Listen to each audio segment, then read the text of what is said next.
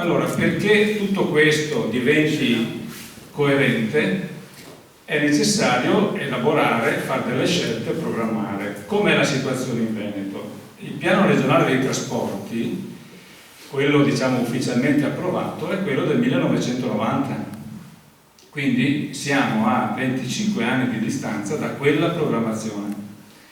C'è stata un'adozione, cioè un documento che non è mai diventato legge, cioè non ha mai passato le porte diciamo, del Consiglio regionale per essere approvato, che è stato adottato nel 2005 e che ha fatto sì da punto di riferimento, però non essendo legge è chiaro che si è prestato a interpretazioni, a applicazioni non sempre mirate e coerenti.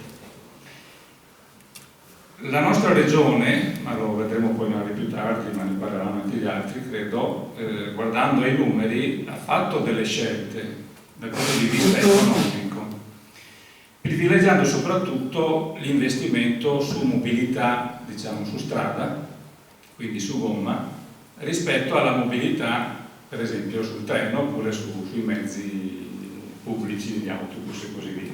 E questo si va a vedere le tabelle del bilancio, poi magari più avanti facciamo anche vedere, insomma lo si legge molto molto chiaramente.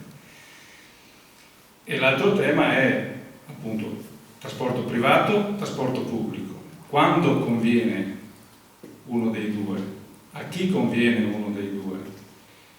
Molto spesso i pendolari sono obbligati, se ne parlava anche prima finché si aspettava, a usare il mezzo privato per magari, visto che non c'è il treno, per andare a un punto magari a Milano, non c'è neanche l'autobus e per poter arrivare in orario al posto di lavoro. Quindi c'è tutta una catena di considerazioni che dobbiamo valutare. E poi l'altro presupposto è il coordinamento, cioè la governance, la regia di tutte queste dinamiche che per il trasporto è in capo alla regione e vedremo poi anche qua come si è mossa in